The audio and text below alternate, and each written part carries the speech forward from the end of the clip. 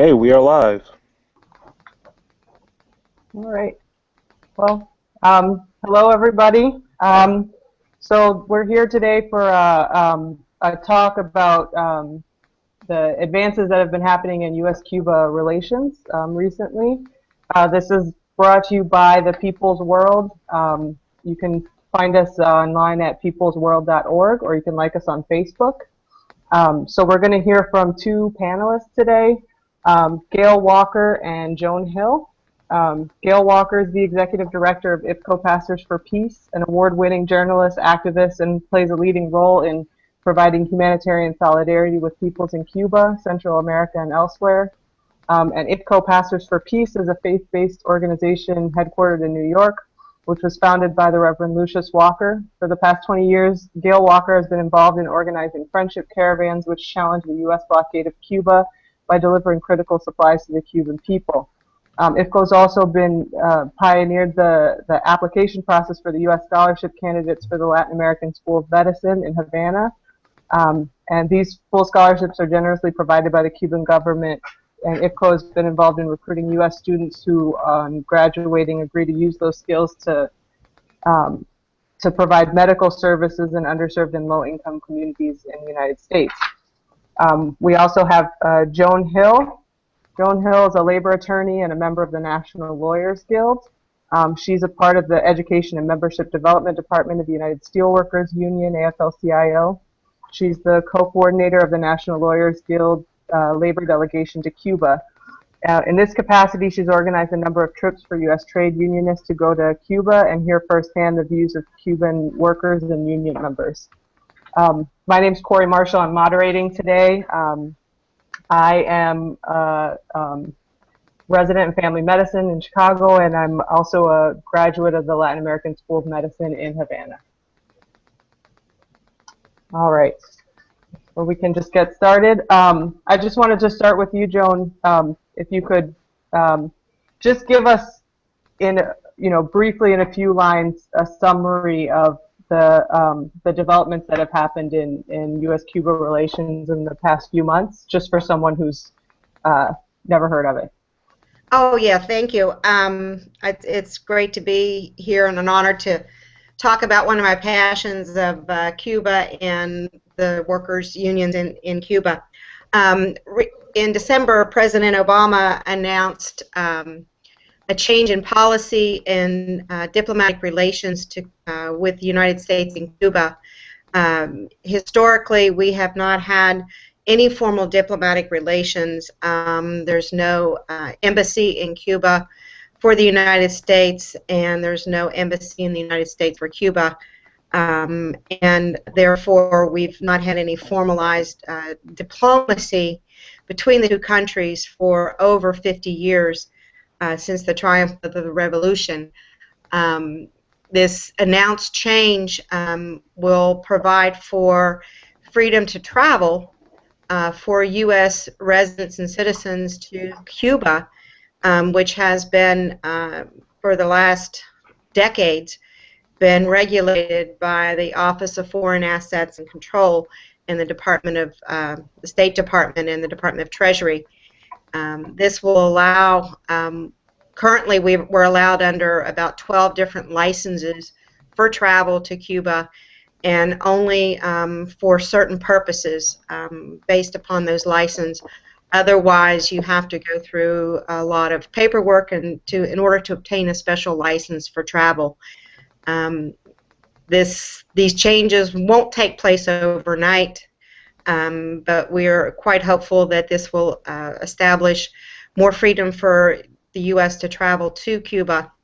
One of the things I think we also will see is changes in some of the customs that will allow U.S. citizens, residents to bring back from Cuba, an increase in Cuban product. Currently, there's really no provision for bringing back any product, including cigars and rum, and that will increase to up to $100 in cigars or rum, and a total of up to $400. We have been able to bring back items that are protected under the First Amendment. So that would be music and books and articles of clothing that may reflect the Cuban flag or other figures. I think it's just a great opportunity and benefit to the U.S. who want to travel to Cuba, and I think we'll see some very similar or reciprocal changes in Cuba with regard to opening the markets, including financial institutions, banking, telecommunications, and things like that. Gail, could you tell us a little bit about the Cuban Five, who they are, and what that case is about? Sure. Well, the Cuban Five, I'm happy to say, were past tense. Five Cubans who had been arrested and were imprisoned here in the United States. I say were past tense because, as you and many of, I'm sure the listeners know, they were recently released. All of them have been recently released from prison. The remaining three, and they were five men who had come to the United States with the intent of trying to really infiltrate organizations that had been organizing terrorist acts against the United States. Many Cubans have been subjected to acts of terrorism at the hands of different organizations, many of whom were operating in the Miami, southern Florida region. And the plan had been to come and to infiltrate these organizations, learn about these terrorist activities that were being planned. And when they did so, they shared that information with the U.S. federal officials. Instead of those federal officials arresting the perpetrators of these crimes, or the planners of these crimes, those five men were arrested themselves and sentenced to horrible, horrific sentences. There was one Gerardo, who I believe was Gerardo, who had 2 life sentences. It was clear that they were going to be in prison for certainly long periods of time. Several served as many as 15 years in prison, but most recently, the final 3 rather, were released to the joy and excitement of many of us who had been working to free the five for many years. The icing on the cake was that Gerardo and Ariana, his wife, were able to conceive a child. It was kind of just out of a television program that there had been an effort to have her artificially inseminated. And so that was a wonderful gift. And little Hima has been born, and we're all excited about the fact that they have finally been released. And this prisoner swap that happened with a USAID contractor, Alan Gross, who had been imprisoned in Cuba for crimes that he had committed. So that's it's short. It's always difficult to succinctly describe the case of the five. But that's the Cuban Five are. So during the 6 years that I was in Cuba, I saw a lot of the effects of the blockade in terms of limiting the resources that could come into Cuba. A lot of shortages in construction materials and kind of consumer goods. Joan, from your trips, what do you think is going to change in terms of that with these new regulations?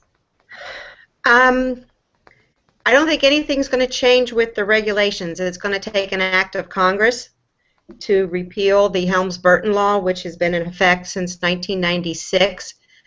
The Helms-Burton Act formalized the blockade that had been in practice for about 30 years prior to that. This embargo, or el bloqueo, as it's called in Cuba, was initiated in 1962 under President Kennedy.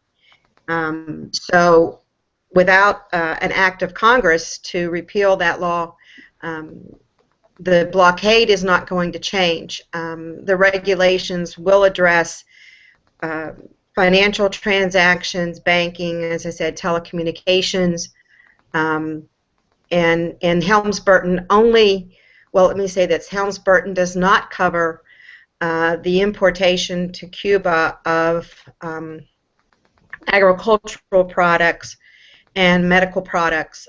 So that's not been covered under the embargo. But I think unless we get Congress to act upon the blockade, some things won't change in Cuba.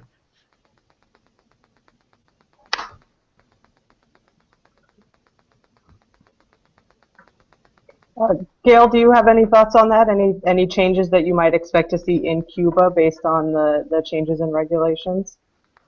No, I think that Joan speaks very clearly to the point that the fact that while we're pleased with the announcement of President Obama, the desire to push toward normalization of relations, that there really is still much work to be done, and that the most egregious aspects of the blockade are still very much in effect. And I think that's why a program like this and other opportunities to speak about Cuba are so important, because I think that there is even within our Cuba solidarity movement, a sense of a lack of clarity completely on what all of these changes mean. And I think that there will be a lot of different potential changes over the next period of time.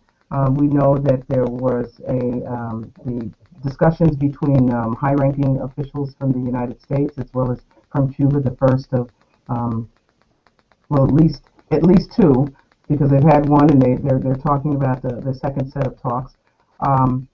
Clearly, I think that there's a lot that remains to be discussed, but I think it's certainly a time to express optimism. To be clear that there's still a lot of work to be done. Gail, another question for you, Gail. I've heard people talking about these changes and talking about the idea that the increased tourism that we're going to see to Cuba from the United States was going to somehow corrupt the Cuban people or corrupt the revolution and the changes that they've been working on there. What's your opinion on that? Yeah, I mean, I've heard the same, and I understand that clearly. I remember my very first visit to Cuba was in 1992, and so that was at the height of what we refer to as a special period. And I remember having a conversation with a Cuban friend on the Malecon, the riverway there, the waterway there, and expressing concern about tourism and what that would mean for Cuba and its revolution, and he rightfully chastised me, saying it's not for us outside of Cuba, those in the movement, to be paternalistic and to assume that we can decide what is right for Cuba. I think out of love and concern for our friends in Cuba and knowledge of what the trappings of capitalism bring, that there is certainly a concern about what all of these changes might mean. But so while some of us are understandably skeptical about the new relationship and what it'll mean for Cuba, we have to respect what our Cuban friends have been striving for, and that is a step toward normalizing of relations. And that's what this is. It's the first step. And so time will tell. But I guess finally I'll just say that Cuba, that our Cuban friends are smart, intelligent. They know all of what is really at stake here. I mean, there's really a sense that what is being put forth by the U.S. is regime change with a different name. Nonetheless, I think that they're moving forward with hope, and I think that those of us who are in solidarity with Cuba have to share that hope and feel confident that they'll be able to weather all of the challenges that are before them. So you both mentioned the need for legislative change to really be able to see a change in the blockade. Joan, how likely do you think that is, considering the new Republican majority in Congress now and kind of the current political climate? How likely are we to see some kind of a piece of legislation like that succeed? I think it has good possibility, because organizations such as the United States Chamber of Commerce wants to see this change. And when you talk about, as Sister Gail talked about, capitalism, I think that may be the driving force in the Republican-controlled Congress, that they can see that their constituents, businesses, large and small, will have an opportunity to trade with Cuba. A country that is a 4-hour boat ride, 45-minute plane ride from southern Florida, that you're going to see a lot of businesses, notwithstanding the agribusinesses that are already trading with Cuba. Trading, I say, selling to Cuba, not necessarily purchasing from Cuba. So I think that there's going to be a large block of constituency in the idea, let's say constituency in the form of lobbyists and money, that will want to see the blockade end and allow normalized trade and business relations. I think there'll be some holdouts that are the anti-revolutionaries, anti-Castros, that will not vote for anything that provides any sort of relief to Cuba from the consequences of the blockade. I mean, it's going to take an act of Congress to also establish an embassy, as well as Cuban consulates in the U.S. So I think there's going to be a lot of resistance to that. But I think if the legislators listen to the constituency and listen to the populist voice, then the change will happen. So how do you think the change or the improving relations with Cuba is going to benefit the U.S. workers? How will they be affected by this? My first response and reaction to this is something that I had looked at several years ago, when we saw central labor councils and state federations that were passing resolutions to end the blockade. We knew that because durable goods that are manufactured in the United States, we can't sell those to Cuba, and for a lot of years leading up to and even after the recession, we saw a lot of manufacturing businesses in the United States closing. I used the example of Ben Pace represented Paper and Chemical Workers Union, represented a facility in Arkansas that made refrigerators. That facility closed because there wasn't a market for their refrigerators. Everybody was going high-end, stainless steel. And at the same time, that year when I was in Cuba, it was the year of energy, that then President Fidel Castro had passed a resolution, and all the Cubans, well, many Cubans were getting new refrigerators, but these refrigerators were coming from China. And I thought, goodness gracious, why can't we have a plant in Fort Smith, Arkansas, making refrigerators and ship them down to Cuba, obviously at the same or less cost, putting American workers into their jobs and continuing to manufacture these type of big ticket items. You know, the idea that cars, I don't see cars getting down to Cuba quite so soon, but I think there are a lot of manufactured goods that cannot be imported. That I think Cubans will be in a position once the economic reforms that have taken place over the last several years there increase the purchasing capacity, and for lack of a better term, you know, Cubans become consumers of American-made goods.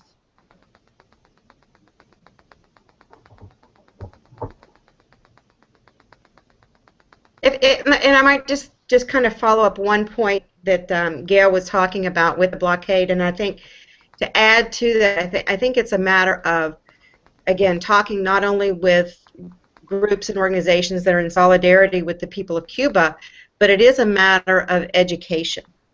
And you know, I'm a labor educator, and one of the things I think about is the ability to talk to rank and file union members about the effects and the impact of the blockade, as well as the opportunities of the repeal of the blockade will have on their daily lives. I mean, it's not just about them, yeah, now they can catch a flight from Atlanta to Havana and tour around and hang out on the beaches of Cuba, but they can explore the historical and culture of Cuba.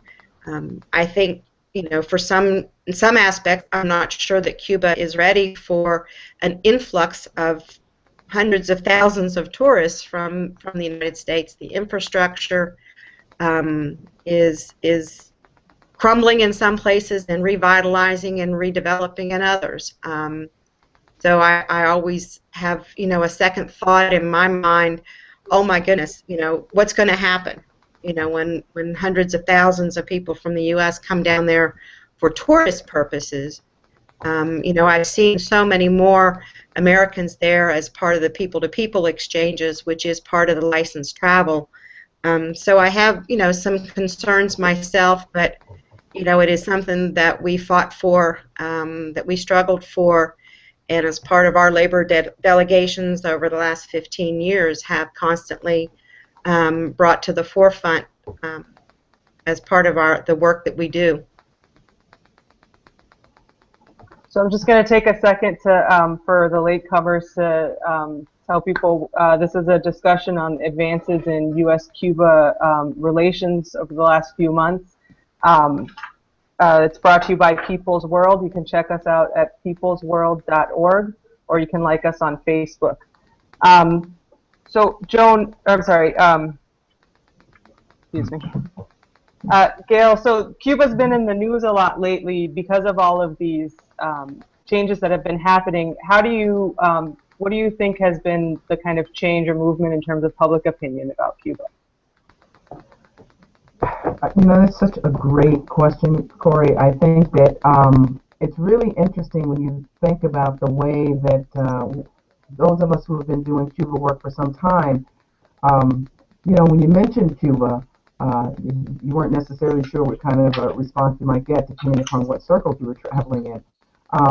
We would have people who wanted to support the work that we've been doing and write checks and to IFCO Pastors for Peace, and might write, you know, Viva Cuba in the memo section, and we had to tell people, don't get too excited, don't write Cuba on the check, because that would create all of this problem with the banks, and literally we had a situation where one of the organizations that we worked with to receive online donations had received a check that had Viva Cuba written in the memo section. And it was just a person expressing their right to say Viva Cuba, and they held up all of the donations. It was really quite a big hassle.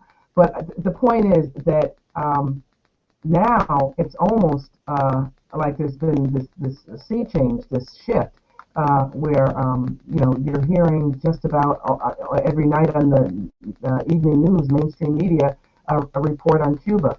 Those reports aren't always accurate. I'm amazed at how inaccurate they are. I'm amazed at how much misinformation these so-called journalists are putting out there.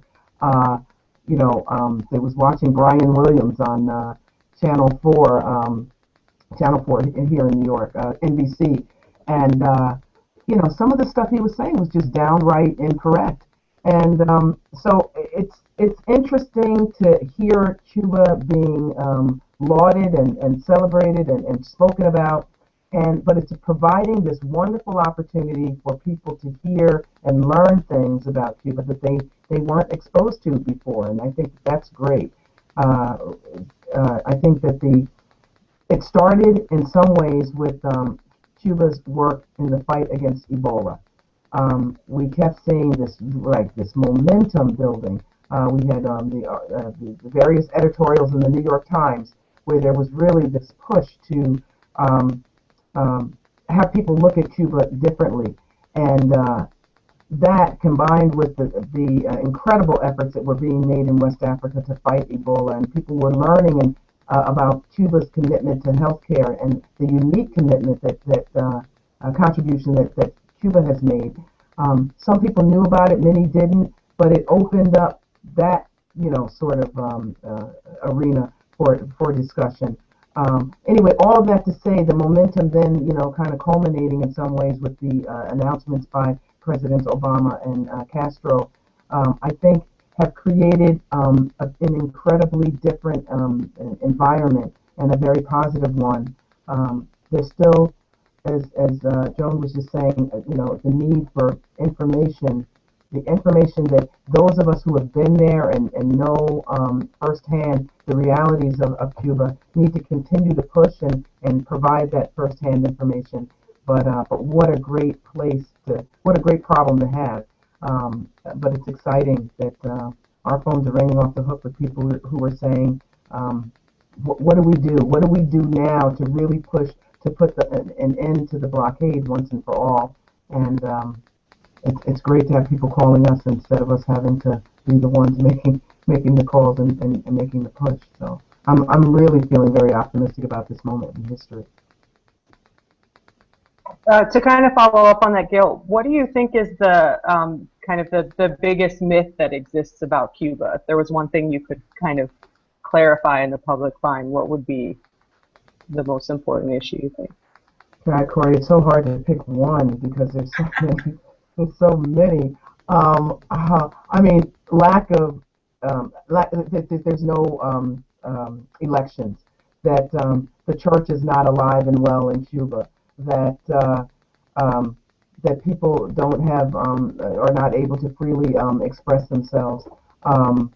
That the list goes on and on. I think that one of the things, potentially one of the very good and positive aspects of this having people travel to Cuba is that people will see that they'll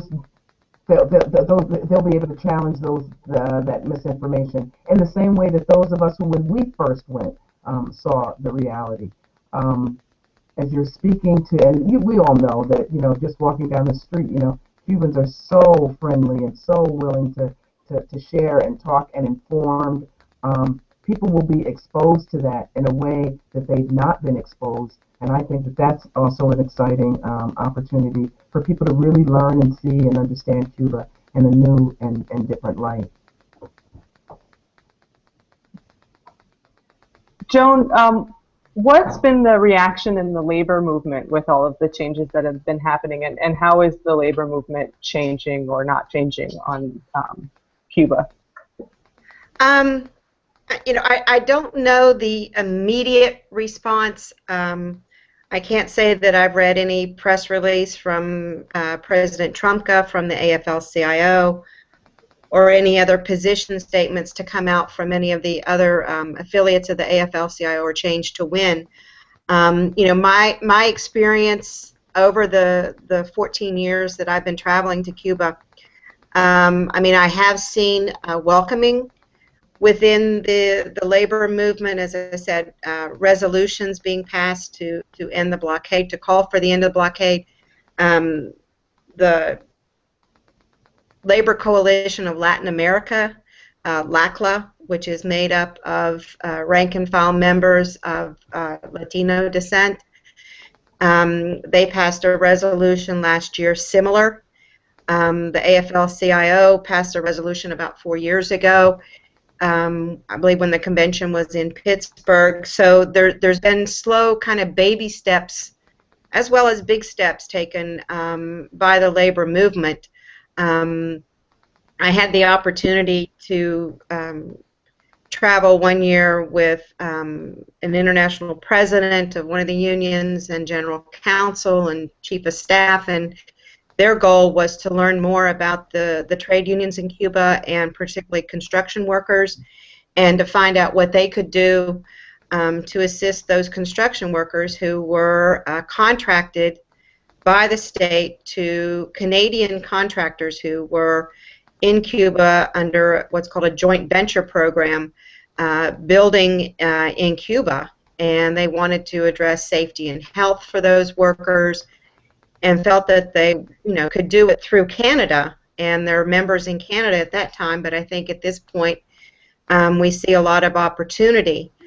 I was reading an article a couple of days ago that talked about, with the economic reforms and a lot of privatization of workers in Cuba, that the model that the Cuban trade unions have used before may not fit anymore, because when we think in the U.S. of collective bargaining, it includes everything from wages to benefits, insurance, health care, pensions, hours of work, and in Cuba, 90% of those issues are established by labor law. So it's not something that you necessarily negotiate. But with the private sector workers now, the self-employed workers, you're going to have situations where they are going to be negotiating wages, and they are going to be negotiating hours of work. The restaurant workers in the private restaurants, the home care workers in the private apartments or casa particulars, those type of workers were going to find themselves now needing the skills that American trade unionists have in the boundaries of collective bargaining. So I think there's an opportunity for education, sharing some of the skills that we have of trade unions in the U.S. With our counterparts in Cuba. And I made me think about when you asked the question of Sister Gail about myths. When I talked to folks about my trips to Cuba, and they said, "Oh, they have unions in Cuba?" Mm-hmm. And I'm like, "Yeah, they have 19 unions."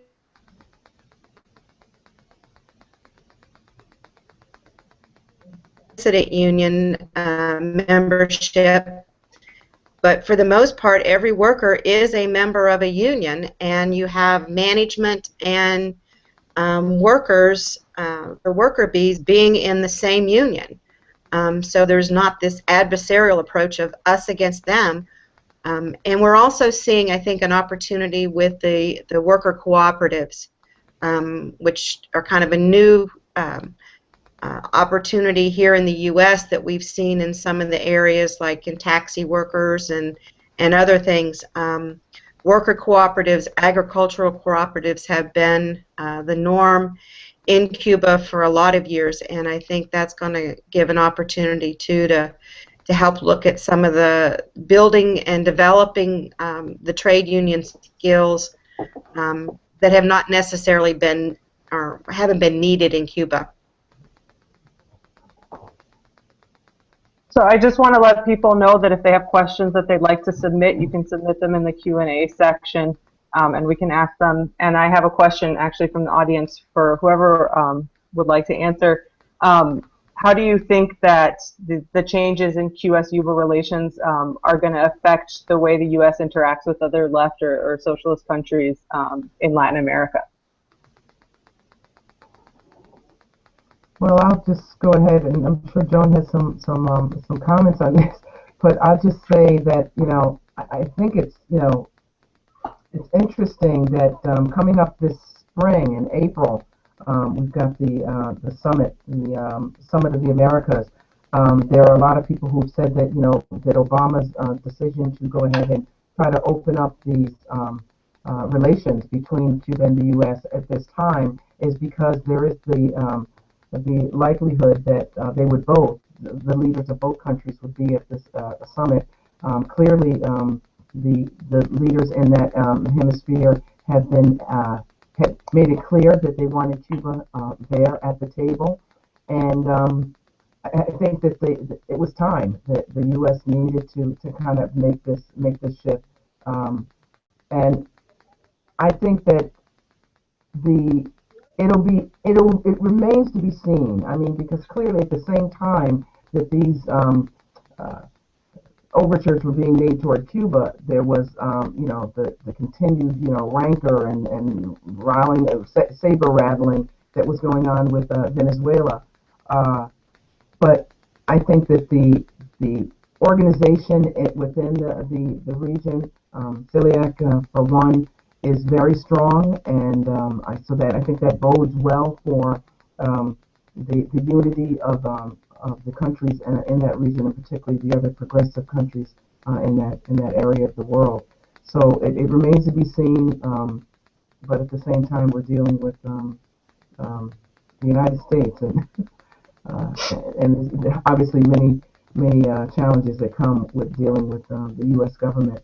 But I think there's unity in numbers, and so I'm pleased to know that there's this sense of uh, joint belief that we've got to be protective and supportive of their neighboring countries, and vis-a-vis, in that particular case, certainly supportive of Cuba.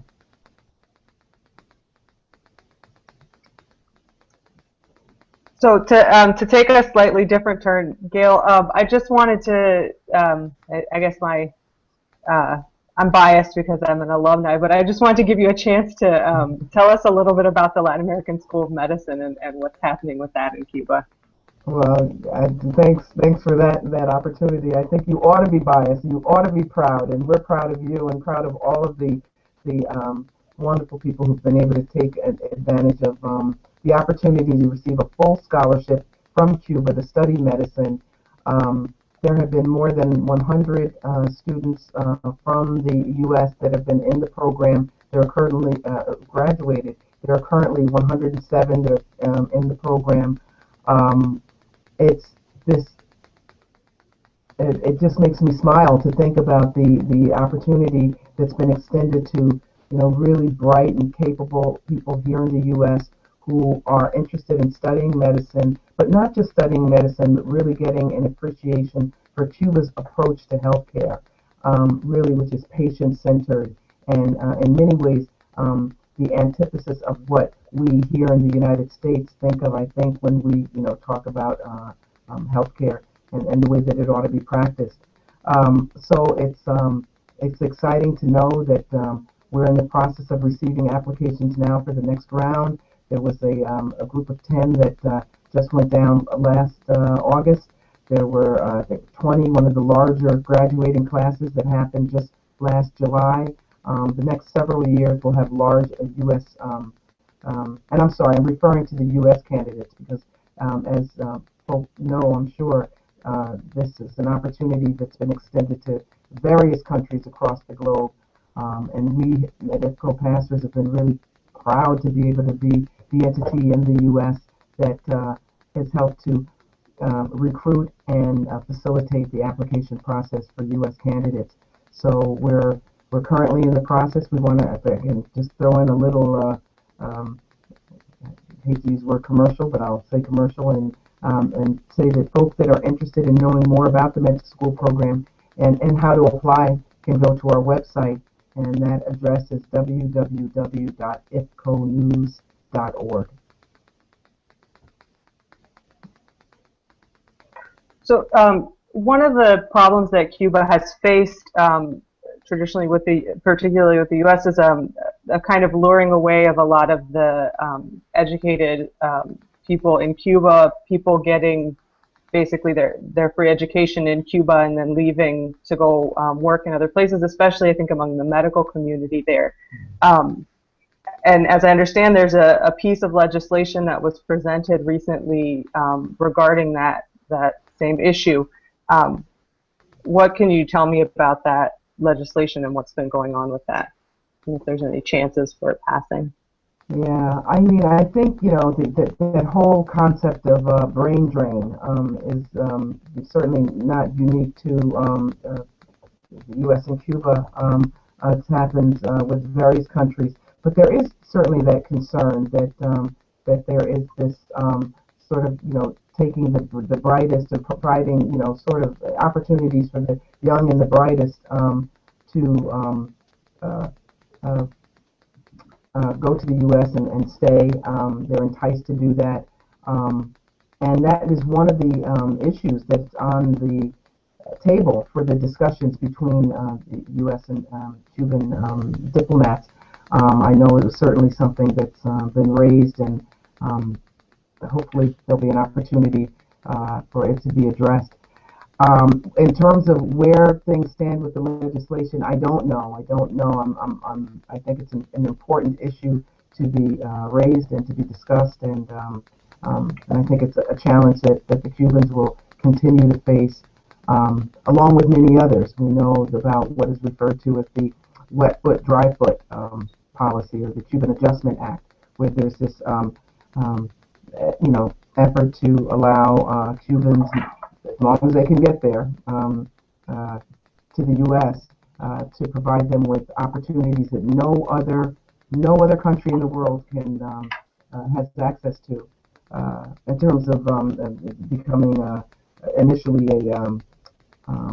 getting their residency and then their U.S. citizenship. So these are all things I think they're on the table, and I think they're all a part of efforts to lure people from Cuba to the United States that are being, there are efforts to try to combat those things, and I think it remains to be seen where the legislation goes. At this point, it's hard to say. Joan, I have another question from you from the audience. Sure. How significant to the Cuban government and the Cuban people was the return of the Cuban Five? And also, just a little bit more, was there any credible evidence that they actually were spies? Was there any, what was the case against them? Gosh, it's been years since I've read about that, and it was actually a lawyer, a guild lawyer that represented them. I mean, the first thing to understand is this trial took place in Miami, and despite efforts to change the venue of the trial to someplace where you didn't have anti-Castro, anti-revolutionaries living and being a part of the jury pool. You know, you talk about what their real crime was, which maybe it was that they hadn't properly registered themselves in coming into the country. But for all of the years that I've been going, my first trip was in 2002. There's been discussion within our group, within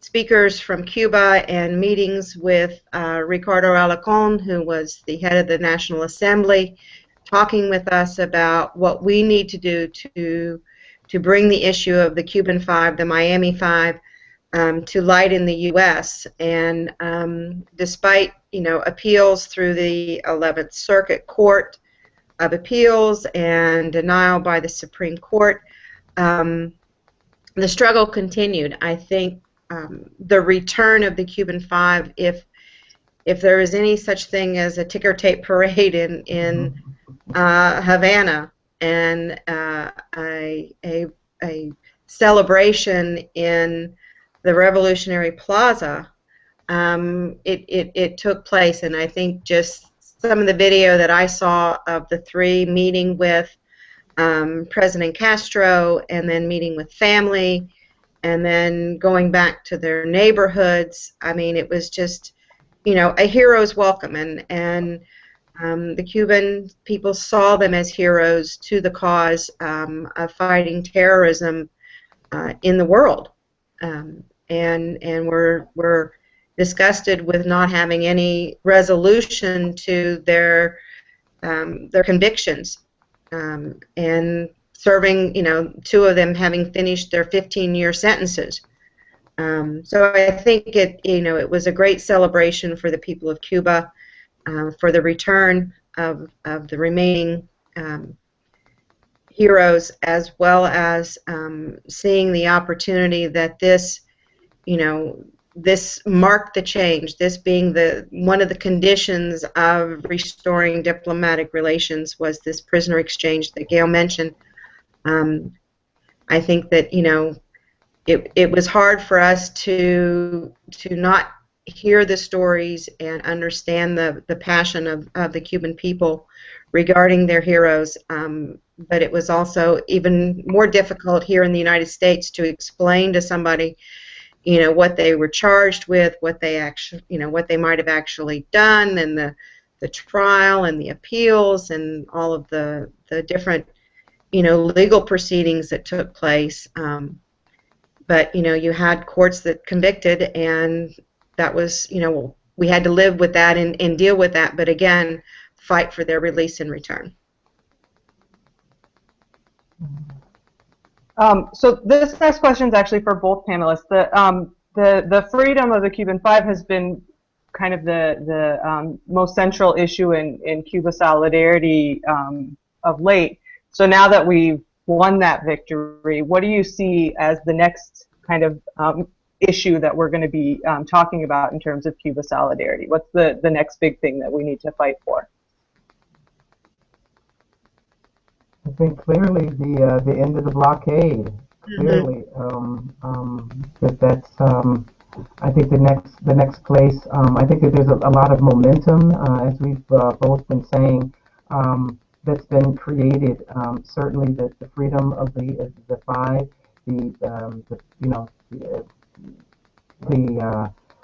announcements by Presidents Castro and Obama on desire to normalize relations.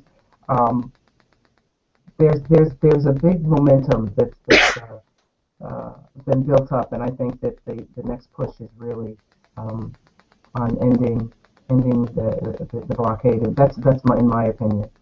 And the various aspects connected with that. Certainly, there's travel, there's taking Cuba off the terrorist list. There's various elements, but that's my sense. What do you think, Sean? Yeah, Gail, I agree, and I think that the blockade and it works both ways. I mean, we can't trade with them, and Cuba can't trade with the U.S. Opening the U.S. to Cuban goods and products, not just cigars and rum.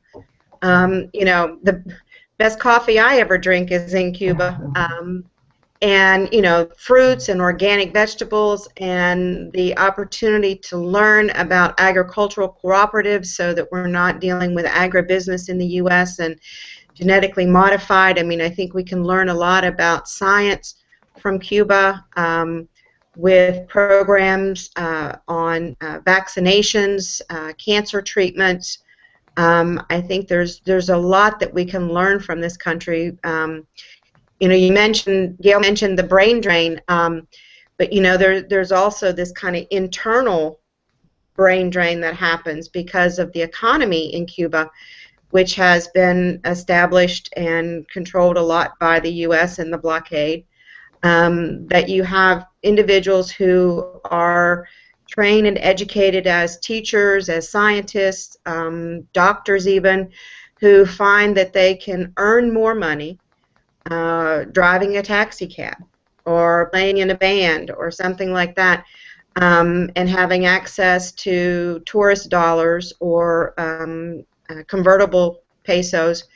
And I think that in some way has taken people who, Cubans who studied to be an English teacher but now work in a hotel because of the struggle with, not just feeding their family because they have a basket and they have access to food and nutrition, but not having access to some of the things that we take for granted every day. Having televisions and cell phones and computers and furniture and microwaves and irons. I remember shopping for an iron in Cuba for a friend. So things like that. I think we have a lot of opportunity. The blockade has hurt Cubans, but it's also hurt American industry and the workers who build in this country. Can I just say something else? Just following up on what Joan was saying about, in terms of the hurt on both sides. For example, I mean, there are medicines, medical technology that Cuba has really not only has mastered, has really created that we don't have access to.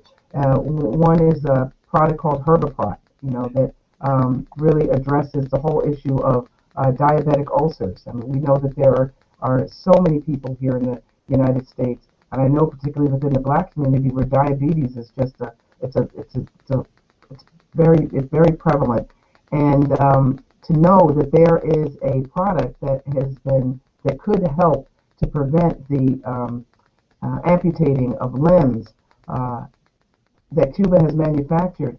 That's an example of the kind of exchange that could be happening.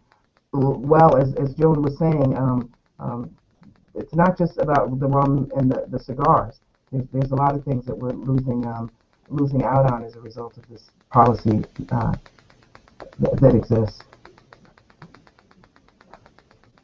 Again, for both of the panelists, what do you think are the next steps for us in terms of, so the thing that really needs to happen now is we need to finally end the blockade. How are we going to get there? What do we need to do? What do we need to do to get the labor movement involved to turn this into a mass movement?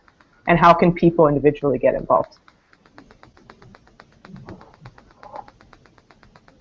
Well, I'll go. I think, again, I think it's a part of education, and just as any piece of legislation that gets introduced in D.C., that people need to be following it. There have been numerous bills introduced to repeal Helms-Burton that have been brought forward, and they die in committee.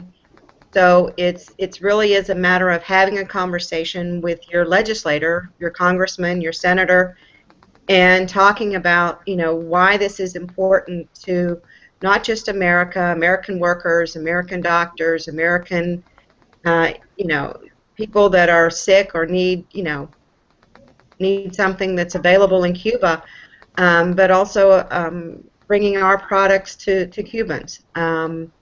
So it really is just as you would be activated on a piece of legislation and compelled to call your legislator.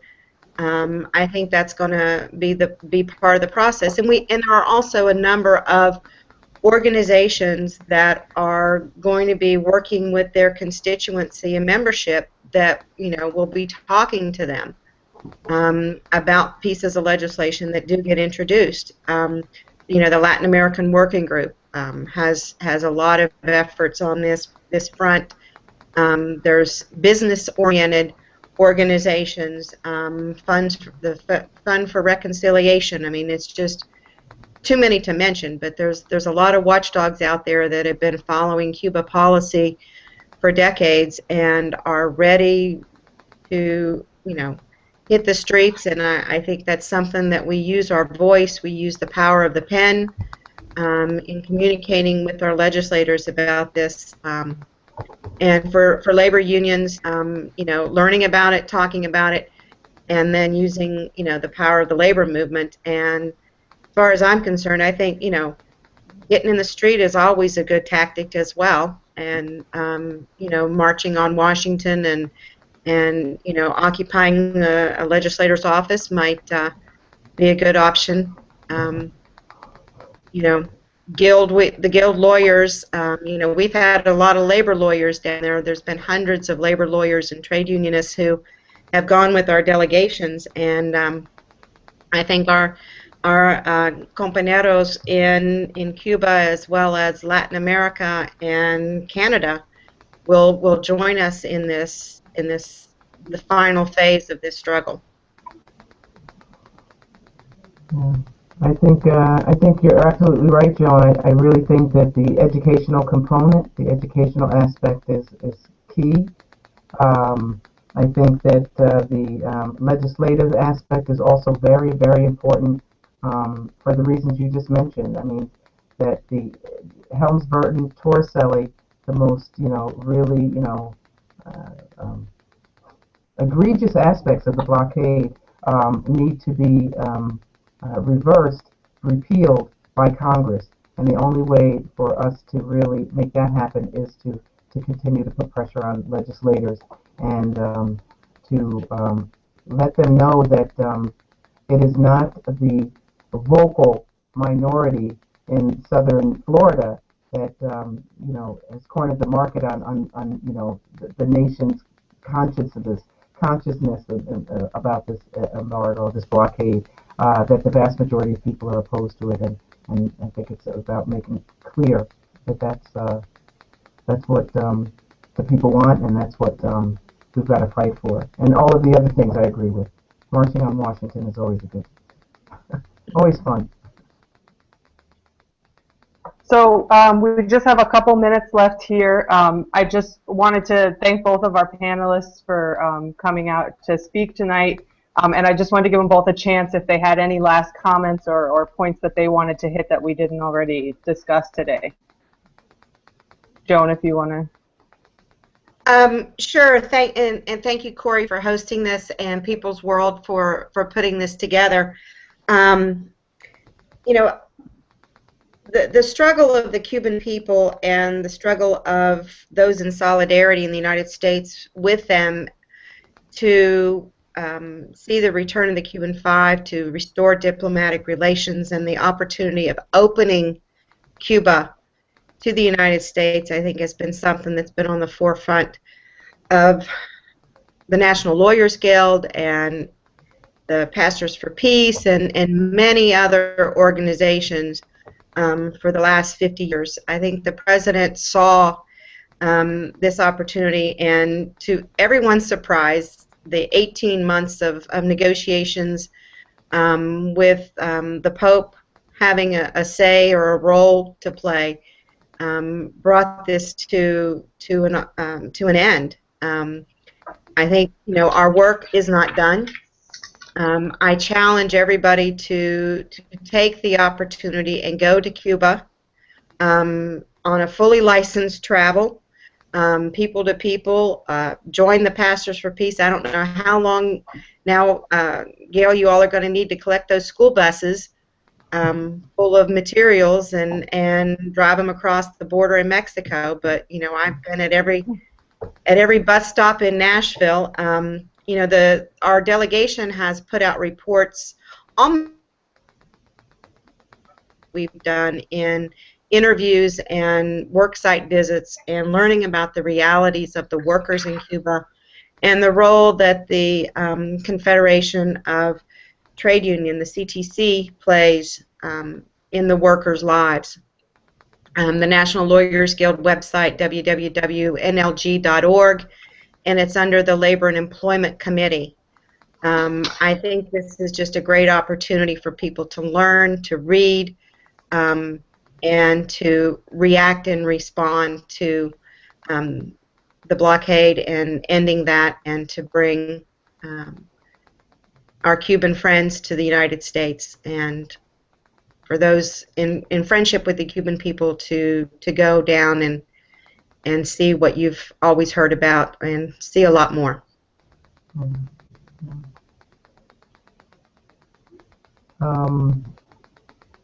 I think that again that Joan is spot on with everything that she's mentioned. I think that there's nothing like traveling to Cuba. There's nothing like being there and having that experience, and that allows people to talk in an authentic manner about the Cuban reality and challenge those myths, because They're so prevalent. They're so prevalent. But the truth is that the blockade is still in place. The travel ban still exists. The Congress is the only entity that really can put an end to the blockade. Basically, the truth is that our work is not over. And I think that we need to continue to galvanize support for the work that we've been doing.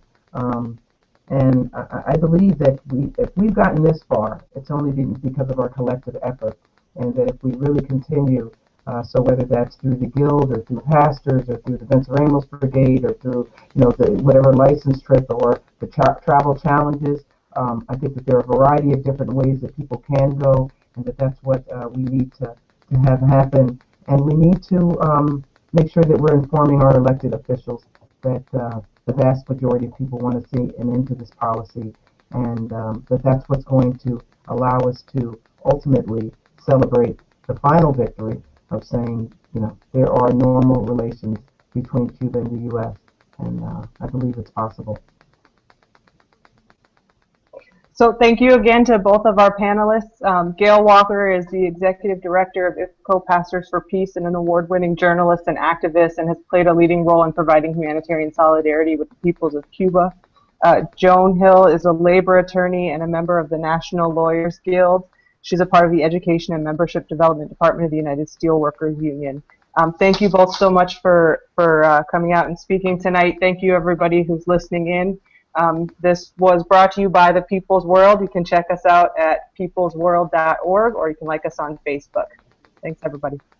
Thank you. Thank you.